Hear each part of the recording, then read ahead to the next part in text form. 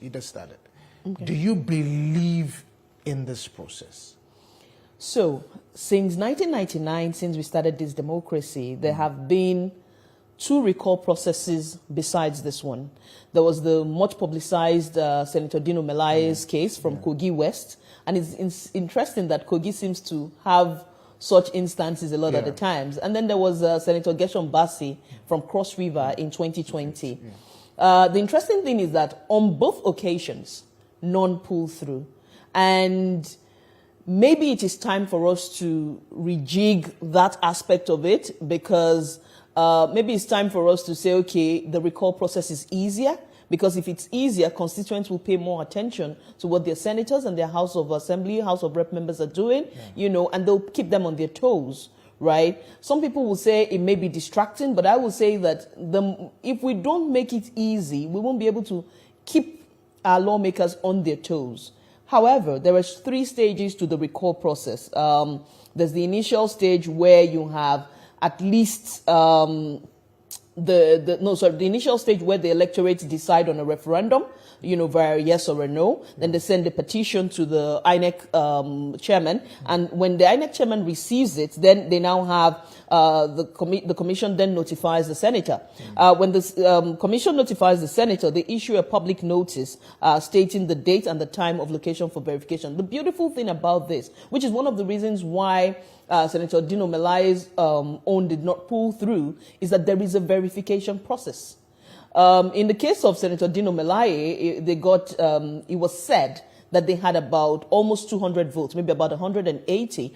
Senator Dino Melaye, when he was responding to that, said there are just about 118 voters in his constituency, you know, but they were able to get 180,000 signatures. By the time they were going to break it down, they found out that only 18,000 of those signatures were authentic. But I would ask that if you are able to get 18,000 signatures, yes, it may not be 50%, but if 18,000 members of your constituency stand up to say they want to recall you, we might want to look at the recall process again. Maybe it's time for us to rejig it and reduce the numbers. But that's not what we have. What we have now is that you must have at least 50% of those verified signatures. And once it is verified, then we can state that this person can be called back. And then INEC will conduct a referendum. If the voters vote to recall the senator, and then the chairman of INEC is obliged to send a certificate of recall.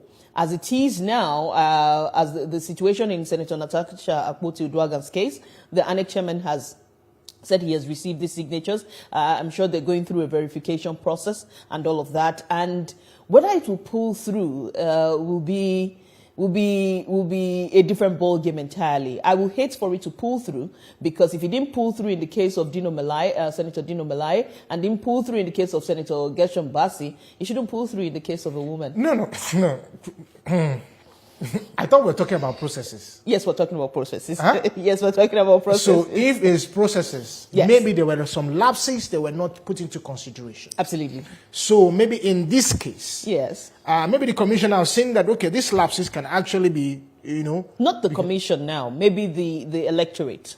Yeah, the electorate, the commission, everybody, maybe there are some lapses that were not put into consideration. Maybe. Now, if the lapses are being covered, so I'm talking from the point of processes. Absolutely, you're correct. Okay, so, right? If the process, you know, is seen through, this will be a precedent in our democracy. It will be the first time it's happening. Yes, I will stay away from processes now and say I will hate for it to happen on the account of a woman first thing. I would also stay with you on the fact that on the account of a woman. Yes. Because we just have 4 of them. Yes. So taking 1 out of the 4 yes, makes it 3. That is not good for us. Yes. You know. Yes. Speaking from that point of view. Yes. But there is the logical side and there's the emotional side. This is the emotional side. Thank you. Thank you. Now let's look at the issue do you think that the Senate actually handled this issue well?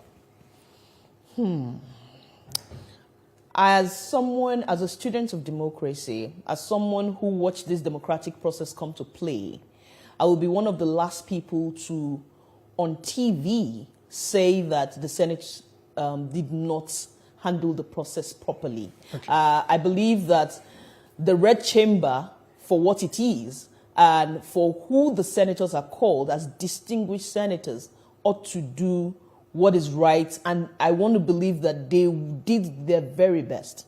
Now, if you say, did they handle it well? The question will be, what were they supposed to do? One, refer to the ethics committee. You may not know, but the ethics committee is usually led by opposition senators. Yes, they're led by opposition senators, not the senators of the ruling party. And Senator Natasha Akpoti-Uduaghan is an opposition senator. So if the opposition senators, having looked at the matters before them, have been able to say, we are suspending this senator, who is supposed to be one of the minority like them, I would want to believe that they did their due diligence. Okay, so I asked that question because it looks as if it was a rush.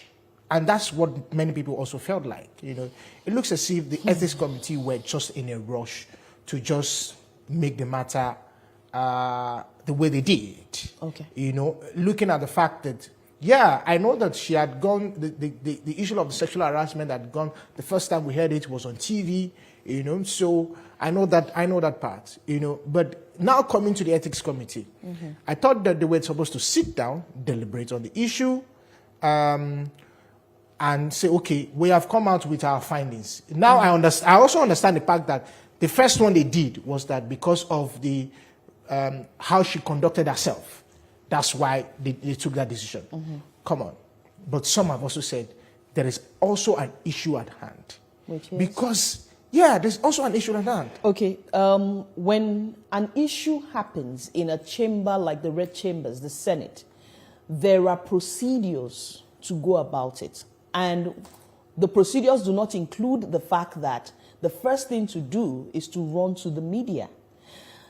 Media trials across the world are usually emotional because people do not weigh the circumstances, you know, fairly. The fact that a distinguished senator would believe that the first thing to do is to run to the media already negates and embarrasses the Senate as it is. Because there are channels. There are ways to go about these things when you feel that way. If you indeed if indeed you have been sexually harassed, there are ways to have done it from the very beginning. I mean, from 2023, when it happened, you should have reported ordinarily to the Senate, to the Ethics Committee. You should. There's a police post in the Senate, in the maybe National Assembly. Maybe things were rosy at the time. So now, if you say things were rosy, that means it was not an harassment. No, if you say things were rosy, it means that at some point somebody felt that this was good for me and there was no need to talk about it. And in that case, you cannot call it an harassment. Okay. So if you say maybe things were, what you're saying in essence is that there is a great possibility that it was asked for, which we cannot say in this situation. However, if you were harassed 2 years ago, the first thing to do would have been to make a report. And if you were not making a report 2 years ago, it shouldn't be the reason why you won't sit on your seat and want to speak from a wrong seat. But there's already a report. She has already broken the report. She has already broken the silence. At what point? It doesn't matter. No. See, it doesn't matter. It does matter. At the point where you make a report is when we can now wade in. So if you make that, now, I'll be honest with you, sexual harassment is a very worrisome issue. It's a big deal. Especially for women. Yeah. Especially sexual predatorship, where people who feel that because they have some form of power above you want you to do something because of what they want from you in the other room, right? It's a big issue. Yeah. However, when you want to tackle such issues, it's something you must be careful with. And I'll tell you what I mean by that. If Senator Natasha Akpoti-Uduaghan spoke from her seat, I say it again, spoke from her seat as a senator who understands the rules of the red chambers, the Senate chambers. But she said she was not notified. If at that point, let's backtrack. If at that point the Senate President says, "Oh, Senator Uduaghan, you are not speaking from your seat," I would expect that she would move to her seat, and then are you following me? Yes, because these things need to follow a logical process. She would move to her seat and then request to speak again. If she then requests to speak again and is not given an opportunity to speak, all Nigerian women should rise to their feet and decide that the men are deliberately trying to silence us. You must follow the rules. Rules are made so that we don't have a chaotic society. And if you want to break the rules in a place like the Senate chambers where you are supposed to be making the rules, it destroys the whole essence of what the legislative chambers are about. So I would have expected that she would have moved to her seat on that same day, fuming, possibly because she's upset, right? And then request to speak again. And then let her be shut up. And then you now see all the women rising. That's the situation for me, right? Yeah. That's where it stands for me. I would hope that, moving forward, more women would understand that we're up against a lot already. And so we must be at our best behavior every time the world is watching.